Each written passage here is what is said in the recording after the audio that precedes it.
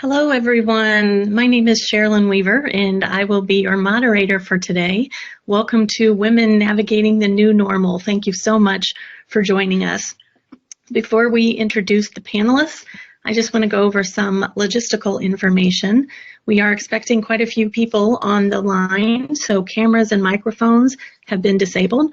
We encourage you to keep your camera off, muted, for the best listening experience for all of our attendees. So thank you in advance for that. We would love some really active participation today, so we do encourage you to ask questions. Please use the chat feature in Teams. It looks like a little bubble where you put words.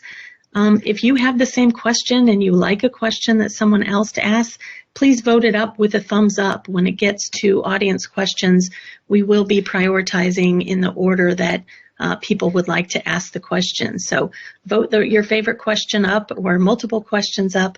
Feel free to ask a question if it hasn't been asked yet. We are very lucky to have two executives on our panel today with many, many years of professional experience to share with us. So first, I'd like to introduce Anju Jain. Anju is the Chief Human Resources Officer at Fermilab, which is a particle physics laboratory based out of Batavia, Illinois. She has worked across multiple multinational organizations. She also has 17 years of experience when she was with Caterpillar in the US and in Asia in a variety of roles, including marketing, finance, purchasing, and HR. She holds a PhD in developmental psychology from Pennsylvania State University. She is also the author of two books published by Penguin Random House. The first one is Step Up, How Women Can Perform Better for Success. And the next one is Burnout, How to Beat Fatigue to Thrive in an Overworked World. So thank you, Anju, for joining us. The next panelist is Ed Rapp. Ed is a former group president of Caterpillar, Inc. Ed retired in July of 2016, and prior to his retirement, he was a Caterpillar group president. He had a 37-year career with the company. He lived and worked around the world, including assignments in the US, in Asia, in Europe, and in Africa. He has a BSBA degree in finance from the University of Missouri, Columbia. Thank you both again for joining us today. We all look forward to the discussion. Thank you. Let's start right in with some questions. Anju, I'll direct the first one to you. What, in your opinion, will it take for women to recover from pandemic stresses and emerge even better than before? Thanks for the question, Sherilyn. Good afternoon, everyone. I think the pandemic has impacted all of us in different form and fashion, whether you are a single parent, a working woman, somebody taking care of the elderly. So across the board, everybody has been impacted. And in fact, data shows that, especially for women, the rate of burnout has increased during the pandemic. And for working moms, data shows that they're 23% more likely to get burned out than working dads. So clearly there are impacts across the board. And not surprisingly, the pandemic has taken a toll on everybody's well-being, but more so for women, especially who have a partner and children. It's new demands have been placed on them, managing both the careers, work and home. So for them to recover, and I'm sure a majority have already figured out the path forward, but if some are still trying to figure out, I guess the best thing to do as a first step is to acknowledge that something has to change, that it's not a sustainable way of living forward what we have experienced the past 2 years. And really identifying what are the things that elicit stress for them. Is it to do with work? Is it to do with home? What are the root causes? And I think if we can isolate those, eliminate those, address those, I think that's the major feat to accomplish. And once that is out of the way, I would say start building on your energies, on your well-being, getting to the self-care piece. But self-care is only a band-aid if the root cause is not eliminated. So I would say that eliminate the root cause and then focus on self-care. And I like to talk in terms of a well-being state pyramid, which basically has 3 rungs. So imagine a pyramid. So the bottom is the physical energy or physical well-being, and then the emotional, and then the mental. So I think we all know what those are, but I would just call them out. When we talk about physical well-being, I think it's imperative that the kind of fuel we put in ourselves, what we eat, when we eat, how much we eat, all plays a critical role. So I think that's one that, given the flexibility many of us have, we could really focus a portion of our time to eating right. Sleep is something that sleep researchers have been talking about for years. We've just not paid attention, but the pandemic has shown us it's so critical to have sound hours of sleep as it kind of cleanses our body in the night so we are ready for tomorrow, right? And the third piece, which we always struggle to find time for, is exercise. So by all means, that is an imperative. We evolved as hunters and gatherers, and now we are glued and tethered to our desks. So important that we make time. And the last piece in the mental space, in the emotional space, I would say, is social connections. Very, very important. Being isolated has shown us it doesn't work for us. The rates of depression, the mental health claims have all escalated, and we want to make sure that we really stay connected to our colleagues, to our family, to our friends. In fact, one of the books I enjoyed reading was Happiness Advantage by Sean Aker, who said that when you're stressed, instead of staying away from people, you need to double up your social connections, because that really releases oxytocin, dopamine, all the things that we really want our body to process and reduce the cortisol levels. And when it comes to mental, I think working smart, making time for doing the work effectively and efficiently, and there are plenty of tactics that we could deploy, but I will just talk about one, which has made a big difference in my own personal life, which is about managing our phones, which have become adult pacifiers, as some call, or extended appendages. Make sure you touch it only on specific hours instead of just reaching out to them when you have a free moment. I like to follow what I call is the 90-60-30 rule, which is basically when you get up in the morning for 90 minutes, don't look at your phone. Instead, focus on waking up, on exercise, making breakfast, or having a conversation with your family members. And so that's the 91. The 60 is when you shut down your laptop or come back home. Don't look at your phones for the next 60 minutes. Give yourself time to unwind, change, or, have some conversations with your family. And 30 is turn off your phones or don't look at them for 30 minutes before going to bed. Because not only does it pull you into vortex of information and overstimulates you, but also the blue light that these gadgets emit interfere with melatonin, which is the sleep hormone. So these are a few tactics I'm sure everybody knows, but it's a reminder to focus on how to emerge stronger. So the root cause and focus on your well-being is what I would say. Sherilyn. All right. Thank you, Anju. Ed, do you have anything to add to that? Well, first of all, I appreciate just being included in today's conference. Having two daughters of my own, these are issues that are real and part of my daily dialogue with them. Anju, as you pointed out, this issue is real, and I think it's important to remember anytime you want to change, it starts with an understanding of the burning platform. And, I think it's obvious for women in the workforce, that's what they're dealing with now. I mean, there's statistics out there that say 14% of the women are considering quitting their jobs due to the work-family conflict related to COVID. If you look at the way the unemployment rate moved, unemployment for women peaked about 2 percentage points higher than men when COVID started, and it's actually maintained that, delta, if you would, even as things have started to recover. There was a study by McKinsey and Lean In Org that indicated that 1 in 4 women are now considering leaving the workplace or downshifting their careers. And so I think the burning platform is obvious, and that's why I think discussions like this are critical at this point in time. I'd say up front, some of the common themes for me across the questions are going to be around discipline. I think it's going to require a heightened level of discipline in what we do. And the second one's going to be that your only defense is a good offense. And if you want to create change in this space, I think it really gets down to, individually laying out a plan that works for you as you address whatever challenges, COVID and the pandemic have thrown at you. With that as a backdrop, the only thing I'd suggest is maybe flipping it a bit, and I understand the challenges of COVID, but I also think there's some gifts that have come with it, and I think it's a perfect time to reflect on a couple of those gifts. Number one is I think everybody has drawn from the benefit of more time with family.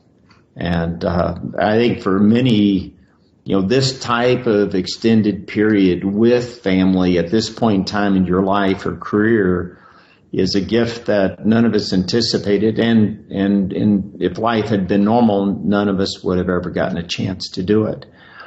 The other gift for me, though, when I retired, I had a close colleague that told me, you're never going to know what kind of treadmill you've been on until you get off. And the reality of the pandemic is it has allowed everyone to get off the treadmill for a period of time. As I reflect on it, it was true. When I got off the treadmill and retired a CAD and then reflected on the amount of hours and travel and all the other things that came with the job, I know I can't go back and do that again. And I think one of the gifts of getting off that treadmill is giving all of us the opportunity to reflect, and then based on that reflection, determine what do we really want out of life, both personally and professionally. And so I think the first part of it, and this discussion today is part of that effort, is just to take a step back and think through really what do you want out of life, the combination of work, home, personal. I think it's far more stressful if you're executing somebody else's plan and what it does to you. And I think it's far better if you're executing a plan that works for you. So I'd say the first step is just to step back, reflect, and think about where do you want to go moving forward. Yeah, absolutely. All strategies. And I hope what the attendees are kind of getting from this, just as we answer the first question, is there's action required on our part. A lot of times we spend more time planning a vacation or picking out a puppy than we do thinking about our career and our lives and how we need to schedule and maybe make our priorities different. So thank you both for that. Let's get a little more specific. What kind of strategies, and Ed, maybe we'll start with you on this one. What kind of strategies can you adopt to get ahead? Yeah, Sherilyn, I think you're right. It does require action. I remember my days at Caterpillar telling people when I used to talk about work-life balance, if you're waiting for somebody to show up, tap you on the shoulder and say you need better balance in your life, it's going to be a long wait. And so I think it requires action on all of our parts if we want to change, the status quo. Some of the strategies for me is just to analyze the stresses that are in your life today and then put a plan in place to address those stresses. I'll use an example, and Anju, you'll relate to this. When I moved to Asia, one of the things that became apparent early on was that in many ways we were abusing our Asia employees. We were having, phone or teleconferences that started on Friday mornings, which was Friday night in Asia.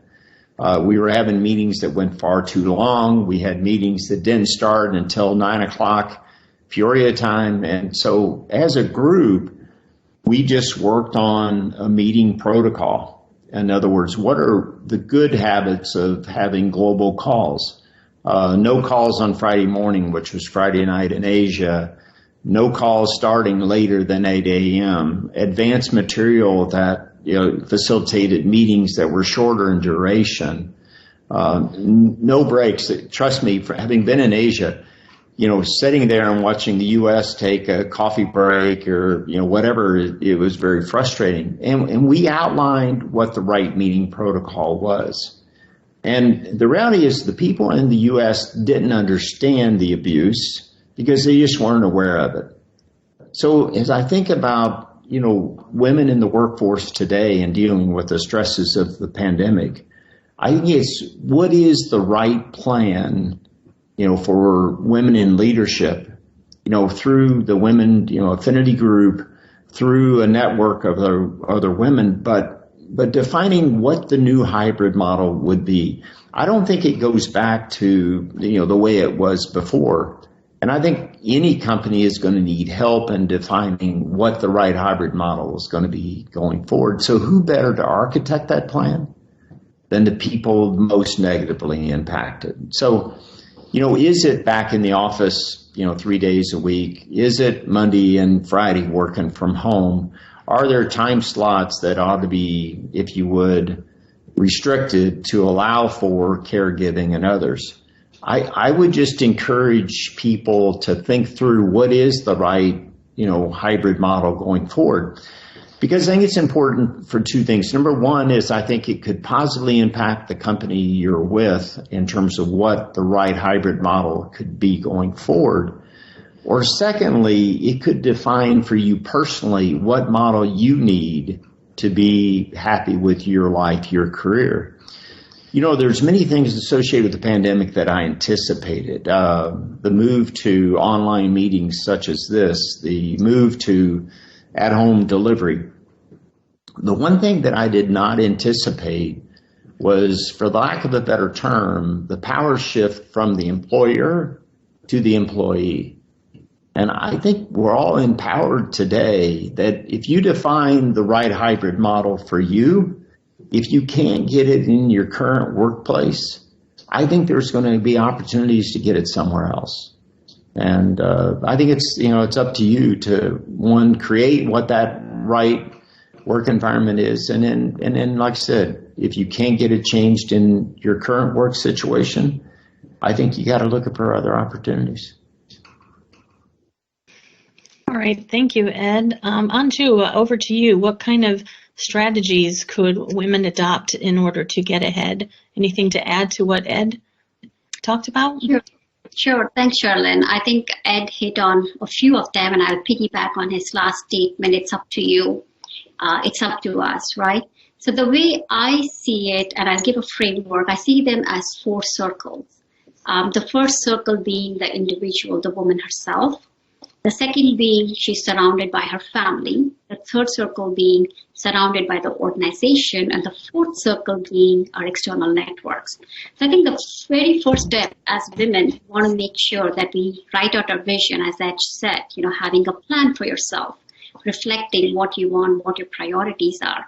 So once you have that vision statement, then you onboard yourself to that. Okay, this is what I want. These are the trade-offs I may have to make. These are the steps I'm going to follow. So onboarding yourself on that is the first critical step.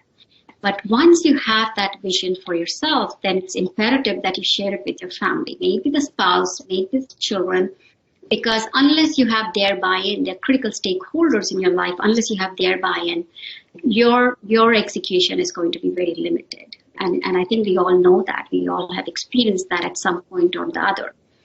So onboarding the spouse, onboarding the kids is extremely critical, and they may want you to tweak your vision, which is fine, but at least you are doing it together.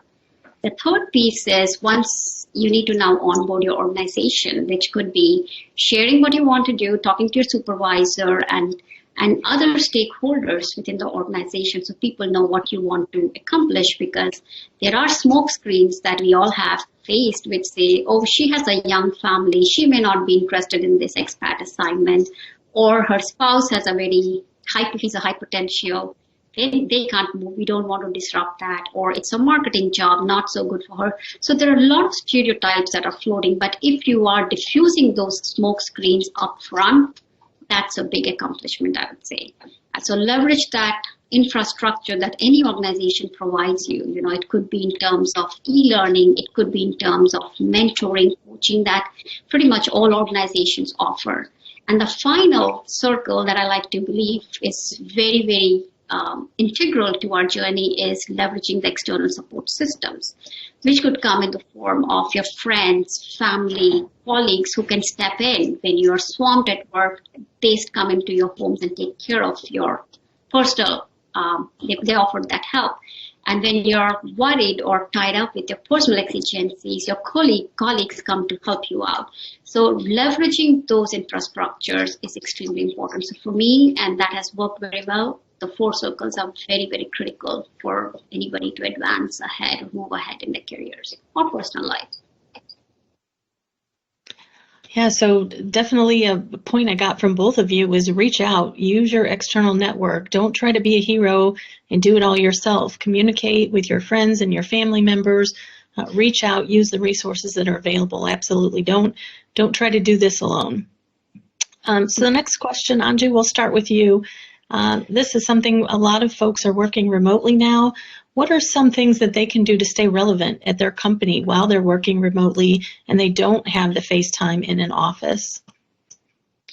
Yeah, I think that this has become a big concern, right? This was a concern if before the pandemic as well, and now it has been exacerbated a lot more. And everybody is worried about fear of missing out, the FOMO, and out of sight, out of mind mentality, right?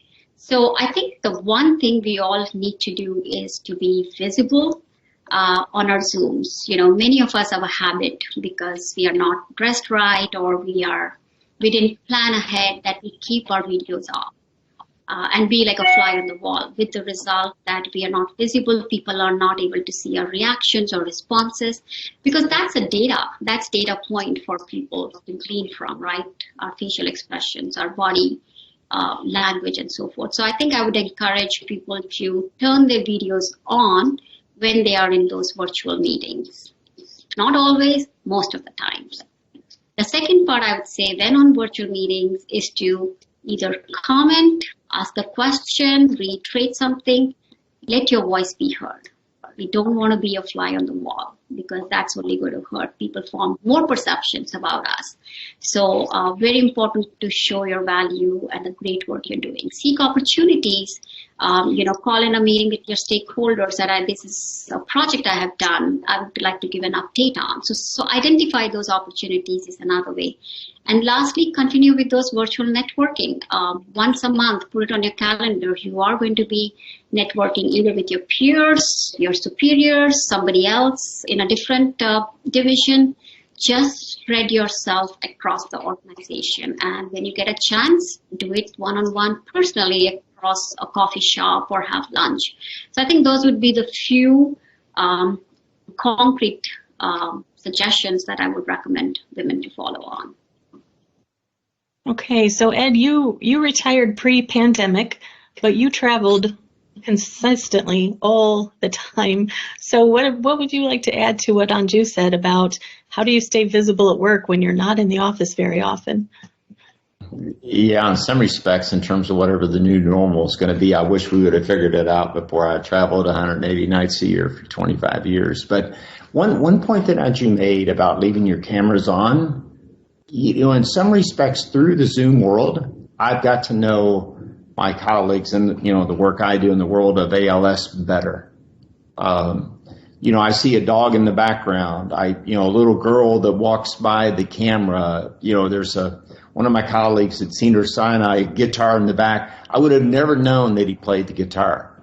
And in some respects, we'll talk about the importance of relationships, later, but it gives a window into getting to know your colleagues better. And so, Anju, I completely agree. Keeping the camera on not only allows you to engage with your peers, but it also gives them a window into who you are as a person. On staying relevant, I had a great boss. In fact, sadly he passed away recently, but a guy named Bob Salasky. And when we used to talk about making a difference and getting ahead, he used to take out a simple piece of paper. He would draw a square. And he'd say the square is your job responsibility. It's what we hired you to do. Then he would draw a circle around the outside of it with the circle just touching the corners of the square. And then he would shade in the areas between the top of the circle and the side of the square. And he'd say that those are the special projects, the opportunities you have for exposure, your opportunity to lead in charitable organizations. And he used to say the square is 80% of your responsibility and 20% of your exposure. And the area between the circle and the square is 20% of your time and 80% of your exposure. And I think for all of us to remain relevant, especially in a virtual world, are we looking for those opportunities? Like I said earlier, looking for opportunities to define what the new hybrid model is going to be, looking at opportunities to get involved in special projects to help navigate supply chain issues associated with the pandemic. There's a whole host of different types of special projects that are going to come out of a challenge like this. And are we looking for that opportunity, to engage? And the other one, supporting Anju's, point, is you think about the people you want to remain engaged with, get it on the calendar. Don't leave it to chance. I think one of the real challenges of the pandemic is isolation is in some, cases become more of the norm. And if you don't have a very explicit plan in terms of your engagement with your peers, your bosses, you wake up and it's been 2 weeks, it's been 3 weeks. And since you've, had that personal contact, you don't get it on the calendar. In some cases, it just won't happen. So it's going to require a greater level of discipline when you work in a remote environment. Lastly, I'd say also embrace the opportunity, though, when the hybrid model comes back to move back into the office, at least in a part-time basis. Because I think we sometimes underestimate the value of that personal contact. A mentor of mine named Ron Schode, taught me years ago, it's a relationship business. We just happen to sell machines, engines, and parts. And so when the time is right, being willing to re-engage, I think is going to be an important aspect. Yeah, I think that's important. We're all in a relationship business, right? We just happen to sell different things, but it's definitely all about those relationships. So next one, Ed, let's start with you as you're getting ready to publish your new book, The Flywheel of Life and Leadership. Talk to us about what work-life balance might look like when the boundaries of work and life have been blurred. Yeah, this was a topic that was, near and dear to my heart during my days at CAT. I've said, many times where I took great pride in, what happened in my career. Caterpillar had paled in comparison to the pride I take in, what Ann and I created as a family. And it's just a topic that I'm passionate about because I absolutely believe some people say, well, balance is not good for the shareholder. I totally disagree with that. You give me someone who's got good relationships in their life, good balance at home, then I get a clear thinker, not carrying baggage into the workforce every day. And so for me, striking that balance is critically important. But as I said in the opening, your only defense here is a good offense. And, the elements that I've always talked about relative to balance is, number one is you got to have a plan. Do you have as an individual a family vision statement, values? Do you have actions that make sure you maintain that family focus in terms of, dinner as a family, scheduling vacations in advance, all the things that you have to do if you want to maintain balance. So first element I always talk about is do you have a plan? Second one is, do you have, plans that secure the efficiencies that you need in your life? Or in the days of lean technology, do you have ways that eliminate waste? For me, in meetings, I had a great admin assistant in Geneva, Switzerland, Monique Kolika. And she used to say, every time you're in the office, you're in meetings from, sun up to sundown. And we just went to a new practice where all meetings were 30 minutes. And if somebody called and said, I need a meeting with Ed, she'd say 30 minutes and they'd say, I need an hour. Her response was, send the advanced material and recommendations and he'll review it on a plane before the meeting and he'll be ready. And if their response was, I don't have advanced material or a recommendation, her response was, are you ready for a meeting with Ed? I look at the inefficiencies of time wasted in meetings. Email, I was always a believer in file, forward, action, or delete. Building a good efficiency into the way you process, your emails. For women in the workforce in particular, do you analyze the way your life is and where your time is consumed? And do you look for opportunities to outsource? I know there's a financial element that comes with outsourcing, but if you're trying to do it all, advance in your career, take care of your family, run a complete household, I just don't know if you can do that and be happy.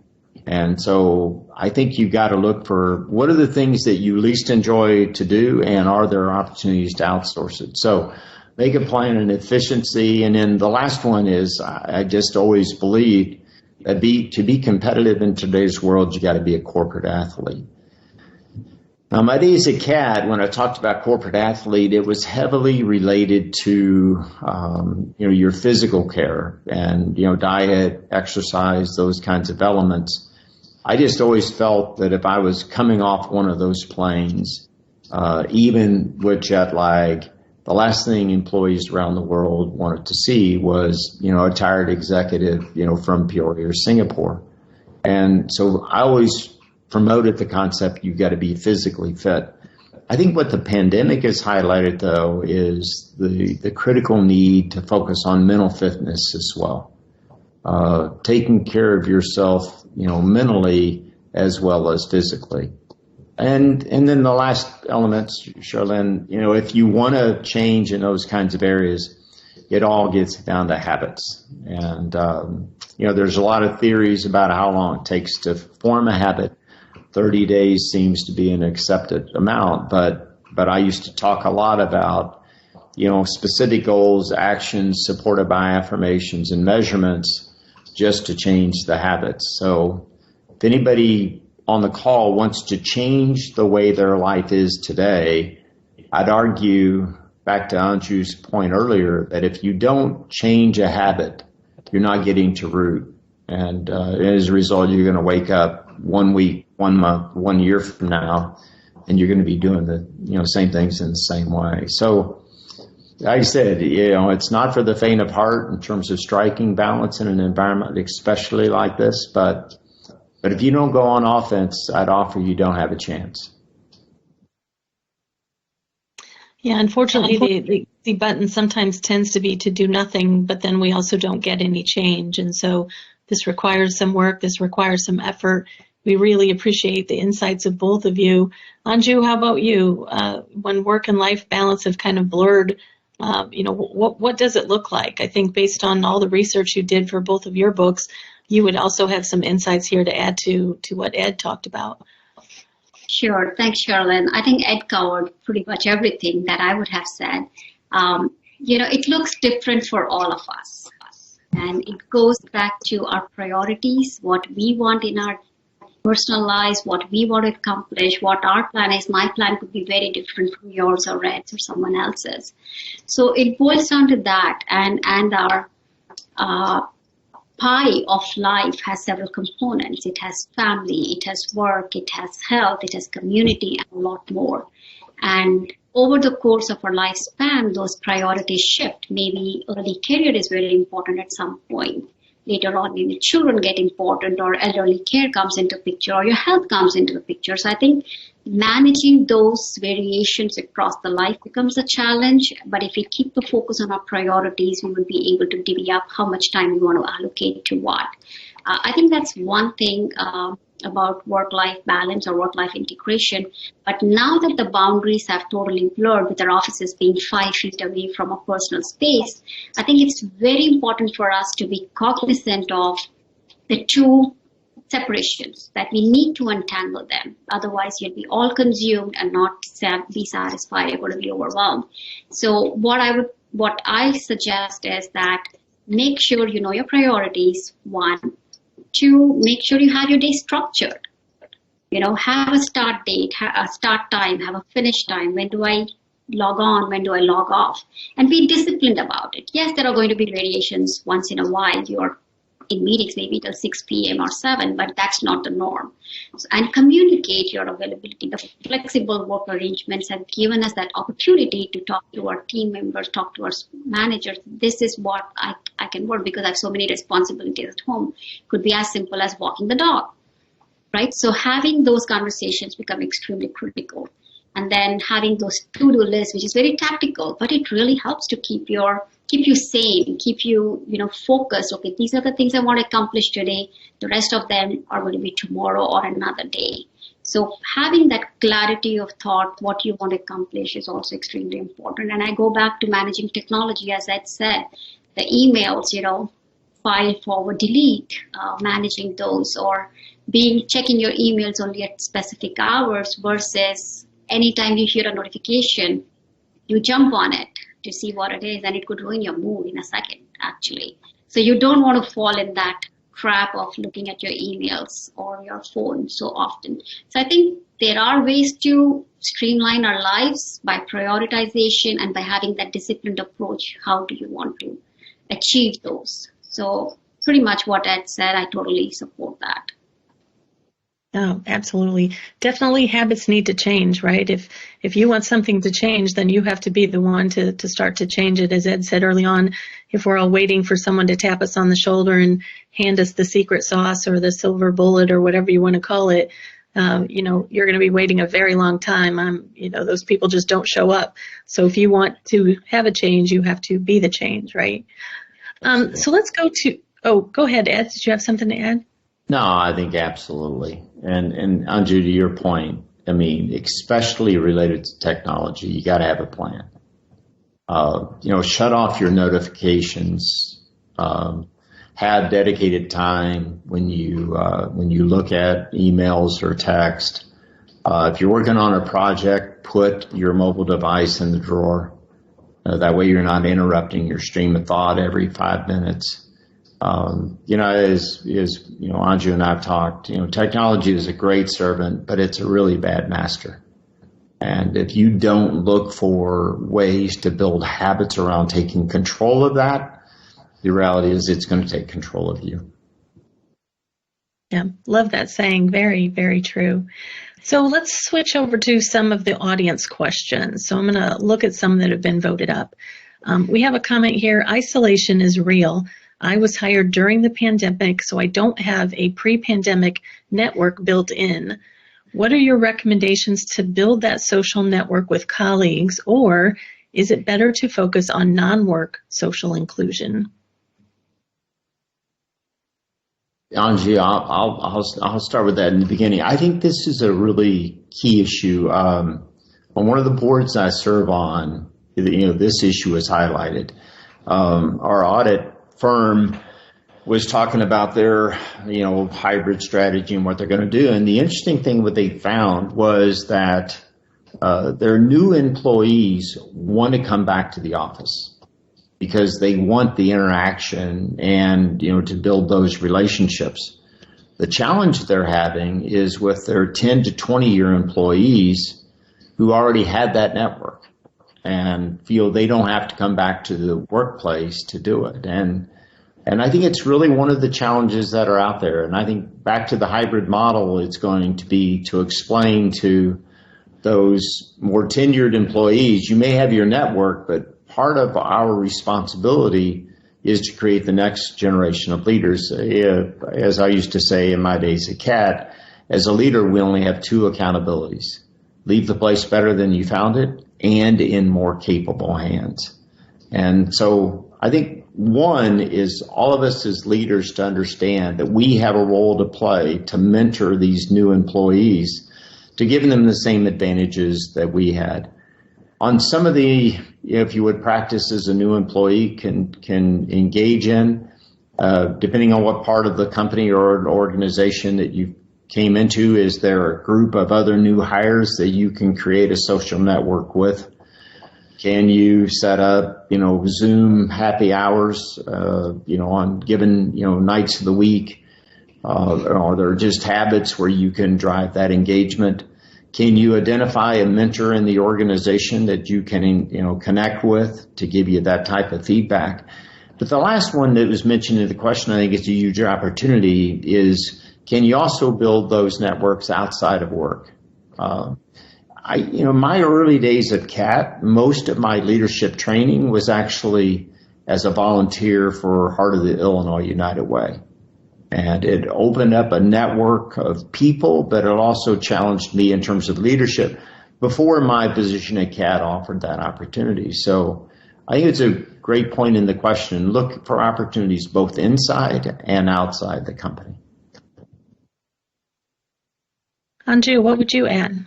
So I was hired at Fermilab during the pandemic, so I totally relate to the question. Some of the things that I did was I had an onboarding plan with my boss to say who are the stakeholders that I need to be meeting with. So I had an hour each set up across the organization, so I get to know the leadership. That was one part of it. Then with my own teams, I set up meetings. So the onus was on me. I wanted to learn. I wanted to know what was happening. So I reached out to people and put meetings on their calendars, 30 minutes, 1 hour, depending on what I wanted to glean from them. And they continued for about 3 months, I would say. Then they stalled, but I'm picking them again now that we are in a hybrid mode. Our site is open. I want to meet those people in person now. So I guess it's a never-ending process. It's your own comfort level, whether you feel you're okay, you have immersed yourself enough in the organization or not. So once a month, make it a habit to meet somebody, virtually or in person. That would be one thing.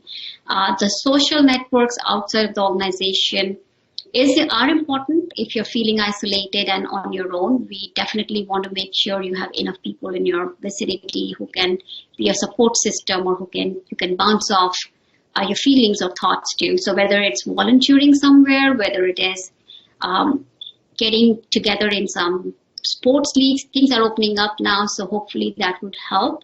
I think seek those opportunities because it offers so much growth. When we engage in those activities, hobbies, or helping somebody, it really turns on our parasympathetic nervous system, which is great because it tends to keep our cortisol levels down. So the answer is to both. You need to invest in-house within your organization and externally if that makes you feel better. Okay, thank you both. Ed, I'll direct this one to you first. How can our male executive leaders become allies for the working mom, especially those that want to continue to grow their career? There seems to be old tapes that many play in their heads that the working mom may not want to take on stretch opportunities or promotions because of flexibility or balance concerned. Oftentimes it's decided for them before their voice can be heard. And Anju, I know you touched on this as well, but Ed, what do you think here? How can male executives better be allies for working moms? I get back a little bit to the example I used of, the employees in Asia and how the employees in the U.S. were more than willing to change the meeting protocols once they became more aware. And I think, discussions like this, I think it's important to have women engaged in the discussion, but it's equally important to have men engaged. For any, male executive who's leading any part of a company, the greatest challenge, in fact, we talked earlier about the challenges associated with the pandemic, supply chain disruption. But the other one has been labor availability. And I would think that any leader, would understand today that maintaining or retaining talent is perhaps the most important thing they do. But creating this awareness around it, as I said earlier, what is the right hybrid model from a woman's perspective? And then getting that elevated within the organization to gain understanding. Like I said earlier, I get 2 daughters in the workforce. More than half of my direct reports, were women. When I retired, I was replaced, by a woman. For me, it wasn't about male versus female. It was about, doing what's right for the talent that is there. And so I think it's engaging men in these types of discussions. Because anybody who understands what it takes to remain competitive today, to maintain a competitive workforce, to have the diversity of thought as well as opinion, will understand that addressing these critical issues, especially in challenging times like this, is absolutely, important. not only for the right thing to do by women, but also the right thing to do for the business. And so I think you just got to push the envelope of making sure men leaders are involved in these types of discussions. If they do, they've got to clearly understand, as I said, it's not only the right thing to do for the women in the workforce, it's the right thing to do for the business. Yeah, completely agree. Anju, I think the term you used was smokescreen, right? Yeah. What would you have to add to what Ed said about, helping working moms? What can HR professionals, what can senior leaders do to bring this to the forefront? I think it's not just HR professionals, it's the entire organization. Sherilyn, you and I have worked together in the D&I space for Caterpillar. And I think it boils down to leadership setting the tone, right? And if you have a leader who champions it, it makes it easier. But if you don't have that support, then, from all angles, you want to push the envelope forward. So education is big. I think men get it when it becomes personal, when they have daughters or when they have a working spouse. My spouse was at CAT. He totally understood my challenges, and he tried to make sure that he was sensitive to the women in his organization. So he became a champion. He became an advocate because he saw our own personal life. So when it becomes personal, it's far more easier. But not everybody is going to be in that boat. So I think education, awareness are absolutely essential. Second, I would say women should keep pushing it forward, sharing their vision, onboarding the organization to what they want. So it's very clear that, yes, I have a young family, but doesn't mean I can't move. Maybe I'm the one who is driving the family forward, right?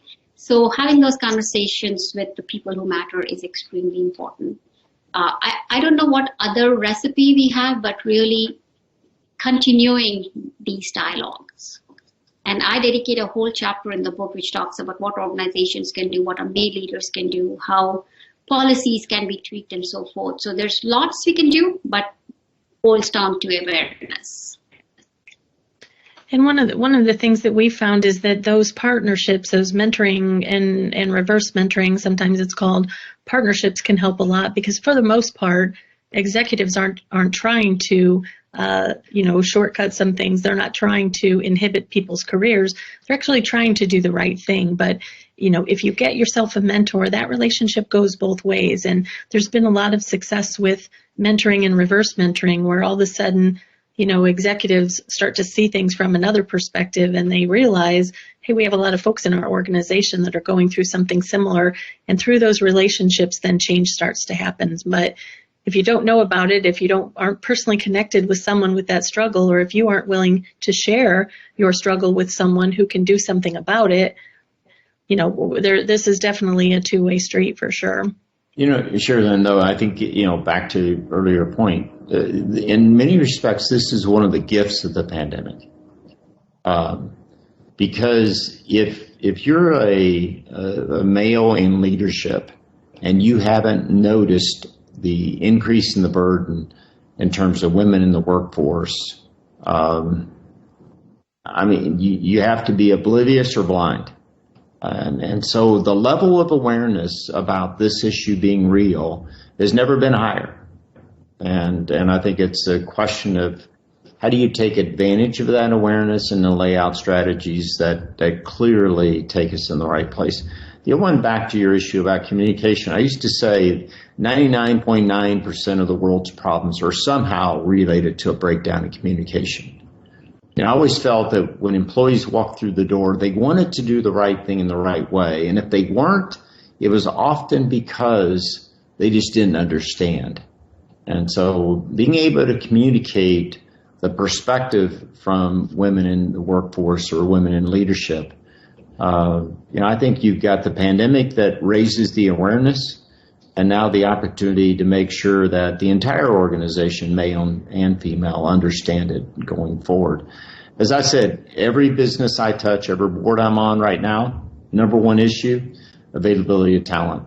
If people don't get, engaging a workforce is a top priority, they just, they're missing the plot. Okay, excellent. Probably one last question, and then we'll do a question again back to you two to kind of wrap it up. There are some very specific questions from women on the line who say, what are some very tactical things I can do to kind of isolate myself or corral my family when I've got really focused work, really important meetings with customers? What are some real tactics I can use to make sure that my family's not busting in, that things are taken care of while I'm going? You know, these are very real issues that women are experiencing while they're trying to juggle all these things and, you know, maybe school their children, and maybe them and a spouse is also working at home. So anything that you two have learned during this pandemic that, you know, maybe a tip or a trick that nobody's thought of yet? How can you distract your children for a while so that you can really focus and get things done? Sherilyn, I can speak for myself. I have my office downstairs, my husband is upstairs, but there was time when we both were working on the same floor. I don't have little kids, but if I rewind my life to Asia with Caterpillar, most of the work was virtual for me and my husband because we were supporting the globe at that time. The kids were little. So any important meetings that we had, we would discuss in advance. That, hey, I have this meeting between 12 to 1 today. So my spouse, you are the backup for the kids. I won't be available. You free up your time. And when he had a critical meeting, I would make sure I was monitoring the kids. And the kids were also part of our conversations. They were about 4 and 8 at that time when we moved to Asia. And we would sit them down and say, okay, mom is not available at this time. Dad is available for you. So don't think only mom can solve the world hunger, but, you know, dad is there. And likewise. So I think we managed it. Having that communication up front is what made us sail through these challenges. And in those times, it wasn't that you could let your kids walk in, which is so comfortable now. The dog, the cat, kids, everybody's walking in, which is so comfortable. At that time, you had to really say, be quiet, don't talk, you know, be in the other room, go away. You know, those kind of things. I feel so bad now that I push my kids out. But that was the reality at that time. So today, we are in a far better situation. Everybody understands. But have that dialogue with your spouse who can cover you up for those critical hours. Yeah, the only thing I'd add to that is I think that dialogue. I mean, my daughter, you know, 2 young kids, her and her husband both working at home. This is a real, you know, example for me. And, you know, kind of habit that, you know, they've gotten into is really sitting down on a Sunday night and comparing calendars. Mm-hmm. And to your point, you know, what are the critical blackout dates? And then the other one is, you know, in terms of engaging the broader network, there's sometimes that, you know, we as grandparents are part of that solution in terms of helping out. Now, not everybody has the advantage of, you know, grandparents down the road, but you got a support network that's out there that if you get into critical issues and you plan ahead, you know, perhaps you can find the kind of support you need to give you that quiet time in those critical meetings. Yeah, I think even friends, you could call on them. Your neighbors, you know, I've leveraged all kinds of people who have helped, who have bailed me out, bailed my family out. And I've learned that it works, and I have offered myself to reciprocate. So it's all about those relationships and that you talk a lot about. So conversations and seeking that support from your network is critical. Good. Yeah, I like that both of you talked about, you know, there are some good things that have come out of this pandemic. And I think a big one, Ed, as you mentioned, is cutting each other a little bit of slack for the, you know, cat laying on the back of your chair, or the, you know, grandson or granddaughter or child, you know, busting into the room in a diaper or whatever. It, for me, has kind of made it fun to really get to see people at home and realize, you know, this person is an executive at our company, but they're still a person. You know, there's still real stuff going on. They still live at home with other humans. So I think we have cut each other a little bit of slack, where at the beginning it was a disaster, you know, if somebody could even hear something going on in your house when you were trying to conduct a meeting. Okay. So this has been an excellent kickoff to Women's History Month in the United States, and a week from now, International Women's Day. So I want to wrap up with both of you You're writing a book about leadership. Can you maybe explain to our audience today, what kind of model are you proposing for leadership for both men and women? Ed, maybe we'll start with you. Yeah, first of all, it was one of the efforts to do something positive through the pandemic other than binge watching Netflix. In fact, I challenged my kids up front. What are you going to do coming out of this that you took that gift of time that came from, not traveling, not doing all the other things and tried to use it, in a good way. And Anju has been an amazing support network. Back to this issue, don't try to do everything on your own. The model, the book is called, The Flywheel of Life and Leadership, and it's really built around three core components. Number one is the issue we've spent a bunch of time talking about today, and that's the issue of balance. And kind of our belief is that if you can't manage yourself, how can you manage and lead others? And so we start with balance because I think in today's interconnected world, it's the hardest one to get right, but we think it's the most important. The next element of the flywheel is built around what we've talked a lot about today is relationships. As leaders, as you go up the organization, the greatest risk you have all the filters between you and the truth. And if you just surround yourself with people in your circle, direct reports, you really don't get the real understanding of what's going on in the business. And so, it's about how do you engage the entire organization. My experience is the time I spent on the assembly line or into the details of supply chain or meeting with people multiple layers down the organization, I always learned something in terms of things I needed to do better. But also I got an unfiltered view of my leadership. Were the priorities clear? Were the ways we thought about the business well understood? And so the second part of the book is really about building those relationships, but doing it in a way that employees really do know you care. And that's where, as I said, one of the gifts of the pandemic is in many cases I've got to know people better because I've got a little bit of a window into their life. But relationships, I think are critical in terms of life and leadership. And then the last element of the flywheel is this issue of an operating model. One of the ways to free up time is just to make sure you're giving your organization great clarity of direction. A clear definition of winning. What are the few things that are going to make the biggest difference? How do you cascade it down the organization and drive a cadence around it? In my experience at CAT is sometimes leaders, as they moved up, carried way too much of the burden on their own shoulders as opposed to engaging their entire organization. And so we spend time talking about an operating model. And then we tie it together with, if you want to change the way you go about balance or relationships or an operating model, then you got to change habits. And we talk about how you do it. Now, I have no illusion that this is going to be a bestseller. My view is on the good side, I'm going to get it down in writing, which I used to push people on all the time. My grandkids and eventually great-grandkids will understand how I thought about life and leadership. And worst case scenario, it'll be a good sleep aid or a doorstop. But none of it happens without, the support from Anju. And it gets back to this issue earlier. Don't be afraid to engage your network. And, she's just been a great resource. Thank you, Ed. What do you have to add? Well, I hope it becomes a bestseller. Why not? We aim really high. We can be optimistic. I think it's a great book. We have Ed's 37 years captured in here, and we've given this framework of the flywheel, which is constantly in motion, keeps changing, keeps moving. And the minute it goes out of balance, even if one component of that flywheel is off balance, then everything shakes, right?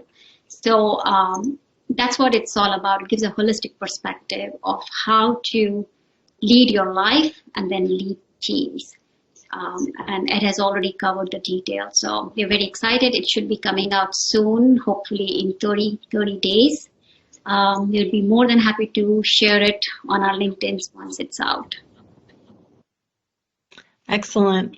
Well, we're about ready to wrap up now. I want to say a huge thank you, not only to Anju and Ed for being our very experienced and insightful panelists today, but also behind the scenes, right? We have Malika Maroda, and she has been the logistics champion for us today. So thank you to Malika for coordinating all of this. I hope everyone got something, at least a tidbit or two out of this that you can use, that you can impact your life going forward. I heard someone say once, you know, we all have the same amount of time, so the excuse I don't have time really means it's not a priority for me. Everyone only gets 24 hours in their day. Everyone has to manage all that they have to do in that 24 hours. So I would really love for you all to take what you heard, to sit down, to manage some of your relationships and really kind of plan out, how do you want your life to be, and take action. We got a lot of great comments today. So thank you everyone for your participation and your questions. We do have some questions about PDFs of your book. I don't know if either one of you will know if there will be a downloadable PDF for any of the 4 or 3 books. And this is being taped, and we can make the recording available. So, Anju, do you have a downloadable PDF for your books? Check. I know they're available on Amazon. I do not know if they have downloadable PDFs. I'll be happy to check. Okay. And get back to you, Sherilyn. Okay, sounds good. Thank you, everyone. Thank you, Ed. Thank you, Anju. Thank you, Sherilyn.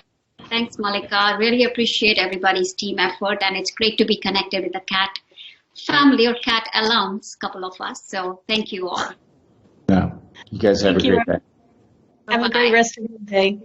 Bye-bye. Bye.